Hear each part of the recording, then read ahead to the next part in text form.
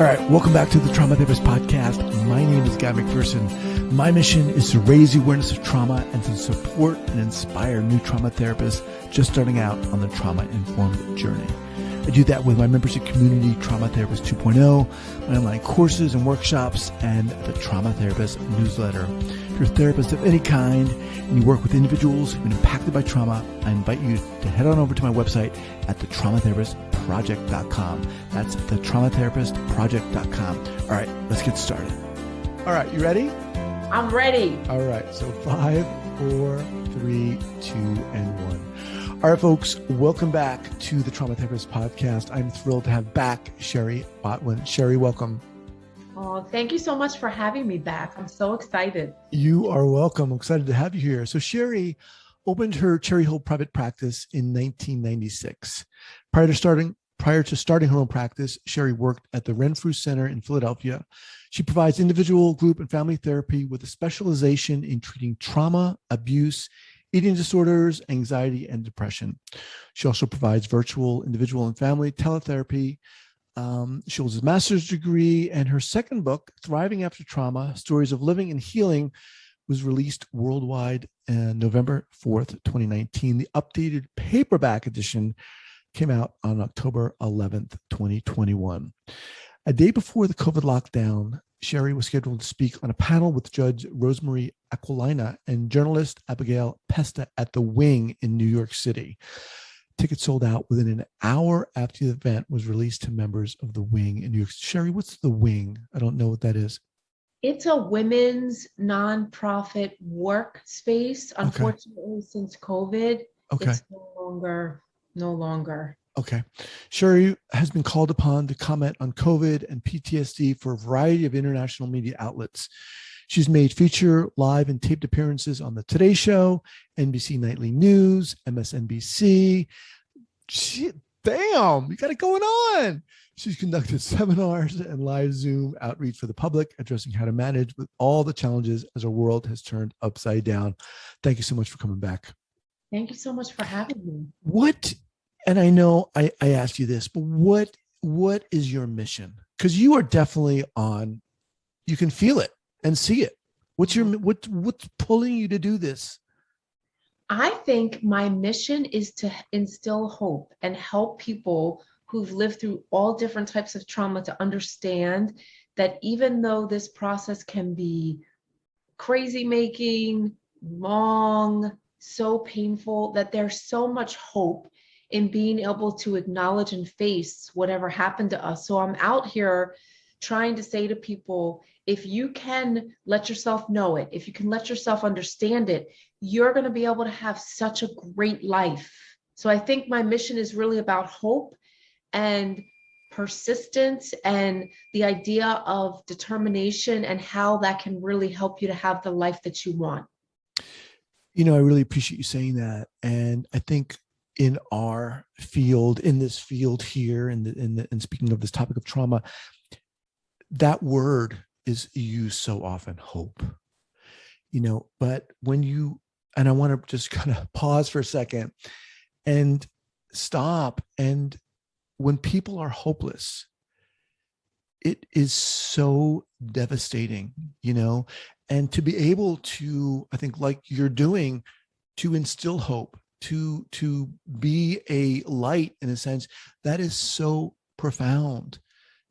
For people who are hopeless to stop and maybe question, you know, maybe I do have hope. Maybe there is hope in all this. Because a lot of people think when they become traumatized, when they've gone through interpersonal abuse, how the heck am I going to get through? Can I get through this? Yeah. That's interesting that you say that, because I work a lot right now with people who've been in very abusive relationships with partners. And I was just talking to somebody earlier this week who's relatively new to therapy. And that was one of the questions that she asked me. She asked me, how am I supposed to ever be in a relationship and trust the person that I'm with and trust myself in the choices that I make? And when she said that, I think because I've been doing this now for 25 years and I've worked through some of my own trust issues, I understand exactly where she is. She's sort of at the beginning, but then in my mind, I'm thinking about other patients. I have another patient who was in a very abusive, physically, sexually relationship when she was 17 until she was about 22. And she's getting married next week. She left that relationship. She spent 2 to 3 years in therapy, really just uncovering and dealing with all the hurt that she suffered with this guy. And 2 years after that, she met somebody so different, and she's so happy. And we get to celebrate in that work, all that work that she did. She can now understand why she felt hopeless, but she can say, just because I felt hopeless doesn't mean that the circumstances were hopeless. And that's what I love about this work, that you can move out of these horrible, debilitating feelings like shame and feeling horrible about yourself to actually feeling worthy of having what you want and what you deserve. How did you get to that point as a human being? How did you personally get to that point where you were able to kind of move out of that? I spent a lot of years going to therapy 3 times a week, 4 times a week. I spent years talking about different traumas I suffered as a child. I always would think about, why am I doing this work? My therapist would ask me all the time, what are you fighting for? She would try and help me figure out, what did I want from my life? And I knew that I wanted to be a mom. So I think for me, the transformation of going from being a childhood sexual abuse survivor to getting pregnant at 39, having a little guy at 40, and now he's 10 and a half. And I think that not just getting pregnant, but the process of being his parent, especially the first couple years when he was so vulnerable and so little, I think that's when it really clicked for me that not only did I break the cycle of abuse in my family, which I believe goes back way back generations, but I also get to experience being a mom and facing my fears. Am I going to do the same thing to him that was done to me? Am I going to be able to nurture him? Can I provide safety for somebody besides myself? Because when I was going through the trauma work, I was suicidal. I was so close to going into the hospital so many times because I just couldn't take it anymore. So I feel like I had to learn in my therapy, and this is what I do with patients too. I try to teach people how to create safety in a situation or in emotions that feel completely unsafe. And I think because I learned how to do that, I had a dog, which was so healing for me, and very gradually, and this was over the course of probably 15 years of working on myself and also providing counseling to other people, I realized if I can take care of myself, if I can create that safety, then why shouldn't I be able to do that for somebody else? I can do that. And that feeling that you have when you love a child, or like my patient who's getting married, when you feel trust with your partner and you never felt that before, that for me is the ultimate revenge. That's the key to overcoming and thriving. It doesn't mean that you get over it. It doesn't mean that you don't have flashbacks. This week in particular has been a very difficult week for me. I've been hit with flashbacks. I had what I call shame attacks. The difference is because I've done work for so long, I have resources. I have coping strategies that I know work for me. I speak up. I practice self-care. I don't allow myself to act on those feelings that come with shame. And I gradually push myself out of that. And that feeling, again, every time that you can come out of that and we can plant our feet on the ground and experience connection, loving somebody else, honoring ourselves, it's so, to me, it's so empowering. And I feel like I see this in my work. I see this with patients. I see this with friends, and I can feel it for myself. When you talked about, creating that safety for your patients and for yourself, we use the example of getting a dog, which I think is a great example. And that one of your patients who said, how the heck am I going to get through this? Give us an example of how you might begin to take the steps to create a safe space for someone, or for them to even get to a point where then they might be able to say, yeah, I might be able to. I mean, because it's one thing, right, for us to talk about all this, and it's another thing to actually do it, for that client to feel that. Yeah. So I think the way we started was we helped her to speak. She spent sessions speaking, but not just in our sessions, but she started opening up to her very close friends who had no idea. She was journaling. We would do some exercises where she would write down different memories, different times when he sexually assaulted her. And then we would talk about, if you could go back and talk to that person now that you remember then, what would you say to her? We talked about different forms of releasing the pain from her body. So she at one point took self-defense classes. So we would actually talk about how she could picture using those skills in her class to get her boyfriend at the time to get off of her, to better protect herself. So we kind of did all that, but we also, and I think this is very important, we took time to figure out how to help her to grieve for that Courtney that spent 5 years of her life living this horrible secret. She was in therapy with me while she was being sexually assaulted by this guy. We met when she was 17, and she came to me because she had an eating disorder. I had no idea that something was going on with her boyfriend. So we had to then go back and help her grieve the part of her that felt scared, the part of her that felt abandoned, the part of her that felt like it was her fault. I think you need to be able to do that. I think when you move past the shame and you realize this was not me, this was the other person who was crazy or debilitated or pathological, then you can move into a place of self-compassion and doing things for yourself that you weren't able to do during the actual trauma. So I think that was the next piece. And one of the things that I want to say is it's different for everybody. What I needed, what Courtney needed, what the patient that I was talking about last week needed, everybody needs something different, because usually most of us have dealt with multiple traumatic events, and not all like horrible events, but sometimes traumatic in the sense where we felt shamed, we felt disbelieved, we felt stranded. So I think, people will say a lot, it's so complicated. Trauma recovery is so complicated, and it really is. Again, I don't think it's hopeless, but it's multi-layered. It's in our brains, it's in our hearts. Our bodies store so much of the memory that this whole process of pulling the story together and figuring out, what did I feel in my body? What did I feel in my heart? What kind of thoughts did I tell myself? To kind of very gradually be able to address each of those pieces. But while you're doing that, you have to keep connected to why you're doing that. You're not doing that to feel pain. You're doing that because you want to have a better life. Courtney wanted to be in a good relationship. I wanted to be a mom.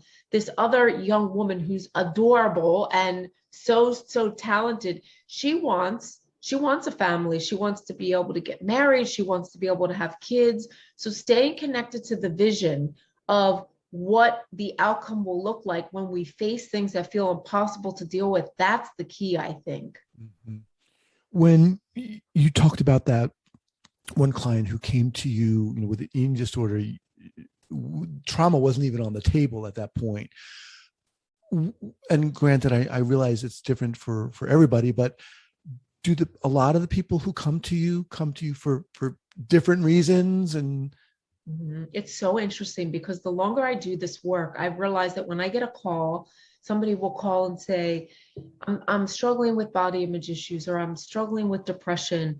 Do you work with people who have OCD? And when I get the initial call, I say to myself, well, there's probably more to the story. Earlier in my career, I would think, oh, okay, so here's somebody that wants to work with me that just has issues with her boyfriend, or she gets homesick at college, or she struggles with weight shifts or body image issues. At this point, what I say to myself is, I wonder what really brings somebody to my office. And I make sure that I don't ask it in that way, because I think if somebody had said to me, well, do you have any history of trauma, or have you ever been sexually abused? A lot of times on intake forms, when I worked at the Eating Disorder Center, they ask you a list of questions. They want to know what brings you to treatment. And that would always be one of the questions.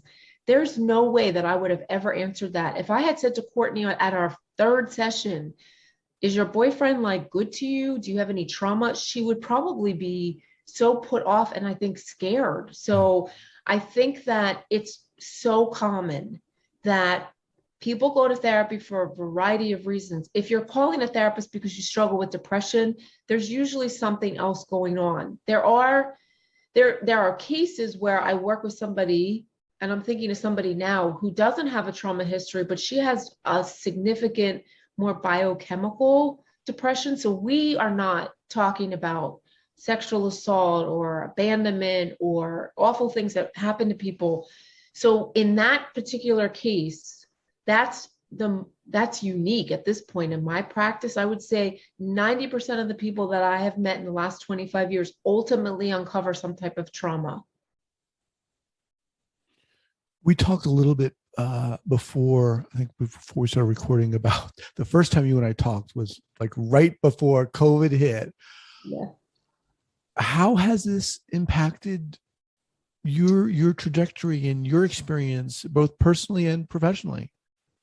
I mean, it's such a hard question because I feel like it's a head spinner.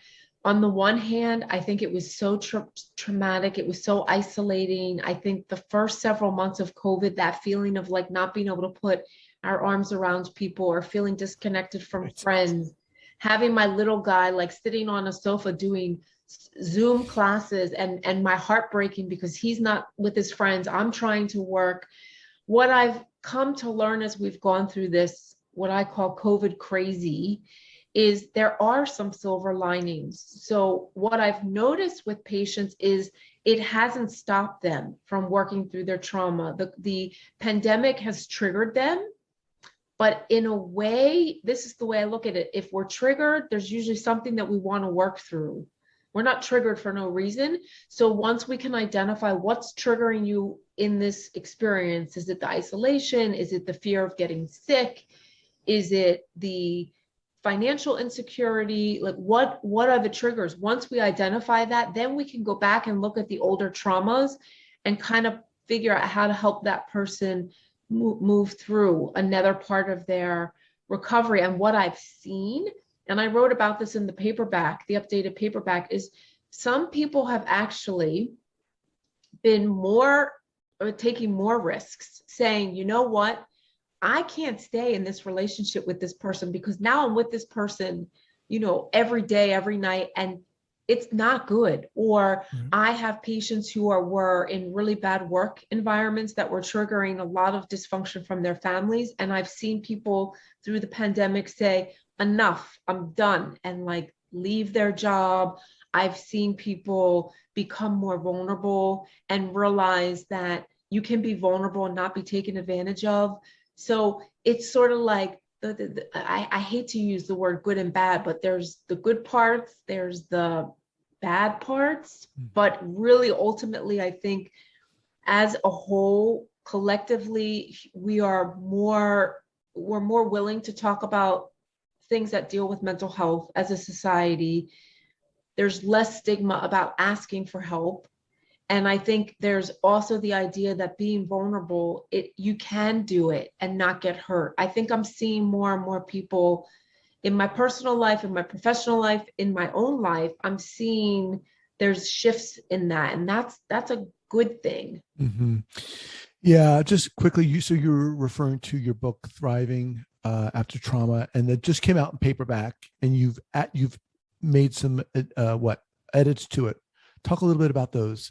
So what we did when the publisher decided to put the book out in paperback was they asked me to write about the last couple of years. They asked me to talk a little bit more about COVID.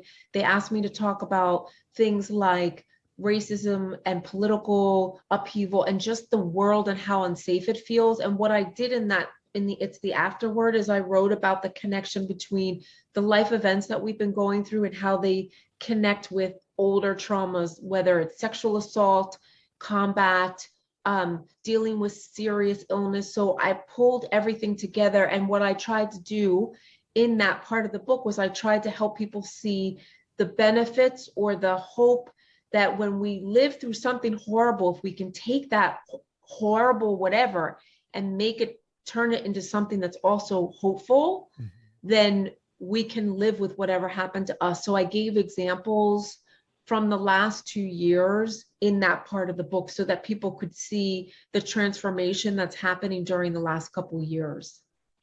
So you feel that obviously COVID, as you said, is crazy, but there is kind of a silver lining through this. I mean, we are going through a collective trauma.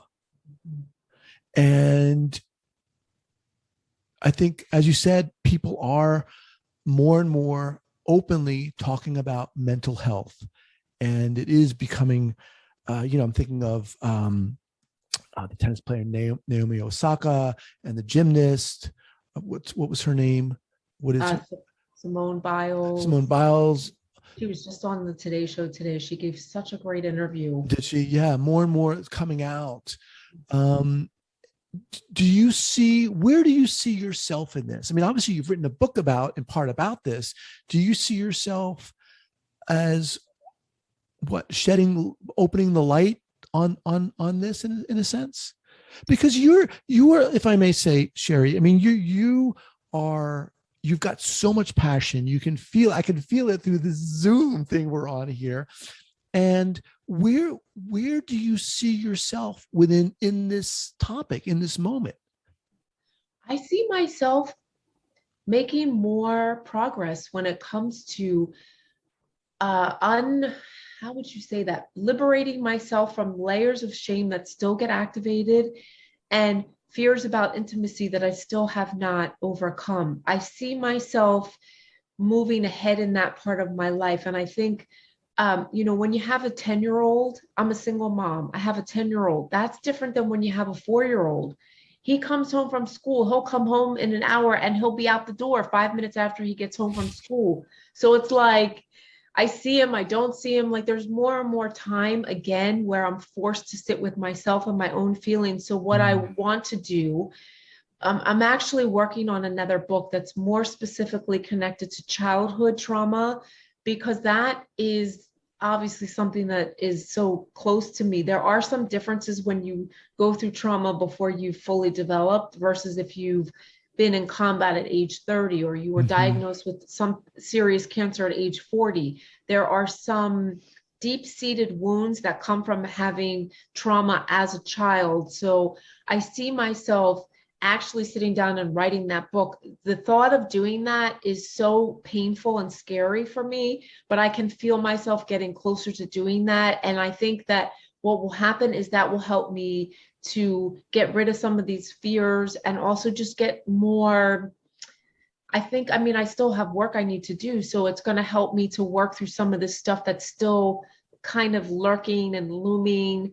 And what I see in terms of my work life is I think I'm going to just continue to meet more and more people who are going to want even more than what they have now. I feel like the possibilities for our lives are endless. If we want more, or we feel like there's more work we want to do, we can be doing that the whole time we're here on Earth.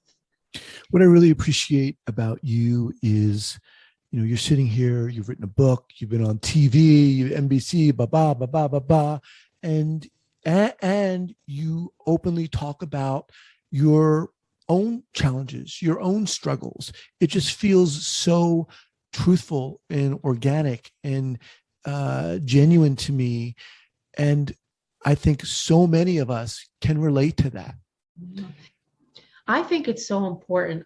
It's not even like I have to think about it. I just know that in order to really be able to do this work, I need to bring myself to the work. And I don't sit in sessions and talk about what happened to me. What I do is I tap into the feelings that I feel like the person is having, even through a screen now when we're doing this teletherapy, and I use my experiences to try and help other people. And I'm constantly trying to figure out what is it that I'm still struggling with, or what else is left, because sometimes people say to me, you have like all your stuff together. You go on TV, you write a book. And I say, yeah. And I also have shame attacks. And I also sometimes feel really hopeless. And sometimes I just want to give up.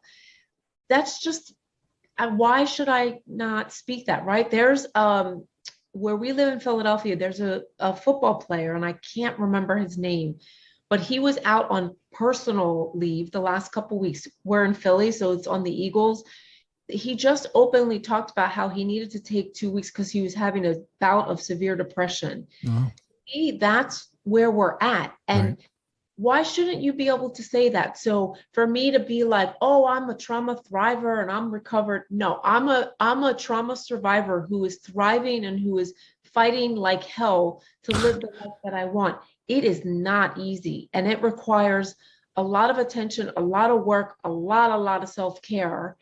And it's not something that was given to me. It's something that I work towards, and it's not always pretty. There are days that suck, especially in Alaska. There are days that suck. And sometimes I say that, like, I don't go into session with patients and say, today really sucks, but sometimes it does. Right. And why shouldn't, like, that's just part of the reality of being in recovery. And if you're a therapist and you're trying to help other people go through their battles, we're people too, right? We have things that happen to us. And I think that's what makes a good therapist, not how many classes they took, how many certificates, but how willing they are to look at their own stuff and take responsibility for what's theirs and continue to work on that so they can better help other people. Love it. I well said, perfectly said. But let me ask you this. How hard or challenging was it for you to get there as a therapist? I mean, there were days when I thought there's no way I'm going to be able to do this. I would just sit in my office in a ball and just be hysterically crying because I would be having flashbacks. I had a session for myself. I was going to be working. And I just kept saying to myself, you've got to keep fighting because there's things that you want to do for your life. There's things that you care about. There's people out here that love you and need you and want you to be okay. So it's hard for me to answer because it was such a roller coaster ride. There were times when I felt so uplifted and hopeful. And then there were weeks where I thought, I can't do this. I would say that all the time. I can't do this anymore. But I think, again, what kept me going was what telling myself why I'm doing this. Why are you doing this? Why are you fighting? Why are you sitting here hysterically crying, but you're not hurting yourself? Because there's people out here that love you, because there's things that you love, because you want to be a mom, because you want to write a book. Because at that point, I hadn't written the book that I just wrote a couple years ago. And I would call people. I'd call my friends who were therapists and say to them, I can't do this anymore. And they would say, yes, you can. And they would sort of stand around me. That's the other thing. I tried to create a lot of images, and I did this during COVID too, where I imagined people that I loved and loved me standing around me, sort of holding me up. That was an image. And I had, specific people, mentors, my therapist, some of my very close friends. Now I have my 10-year-old in that circle sometimes. Because like the dude needs me to like go to a soccer game and he wants me to buy him pizza and cheesesteaks for dinner and all this stuff. So I try and keep my supports in my heart, in my mind.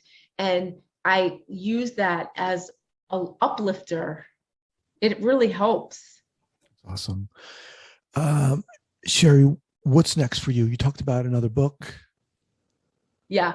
So I am going to write this book. I have started to write it, and then I go, I can't do this. This is so hard, but I'm going to write this book. I decided I'm turning 51 in a few weeks. And I said, by the time you're 53, you're going to be done that book. So I'm going to write that book, and I'm going to continue to face some fears when it comes to intimacy and relationships. And I'm going to love every second of being a parent because I think it's the most, well, this doesn't make sense. This is not correct grammar, but I think it's the funnest thing in the world.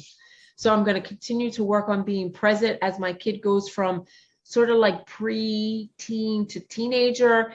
And I'm going to just try and have a lot of fun and be grateful for the things that have come into my life and continue to come out here and talk to different people I mean, the work that you do is amazing. And I know that you're making a huge impact on people. And I love connecting with people who have similar goals because it makes me feel like I'm not the only one. I appreciate that. Look, you are incredible. How do people get in touch with you? Okay, so this is when I laugh because somebody said to me once, "What are your social media handles?" And I said, what does that mean? I do know what that means now. So people can come to my website, which is just my name, which is just www.sharibotwin.com. They can find me on Instagram at warriorbotwin7. I had to put the 7 there. I don't know why. And they can find me on Facebook. All they have to do is look my name up and they will find me. Okay. I'll have those linked up at the show notes page at the traumatherapistpodcast.com. Shari, love having you on here. You have the key to come back whenever you want. And I sincerely mean that. And, if you want, I'm just speaking my thoughts here. If you want to talk about what it's like to write your book here, we can do that, whatever. I love having you on here. And thank you so much for being here again. Thank you so much for having me and for all that you do for survivors around the world. I appreciate that. All right, we'll be in touch.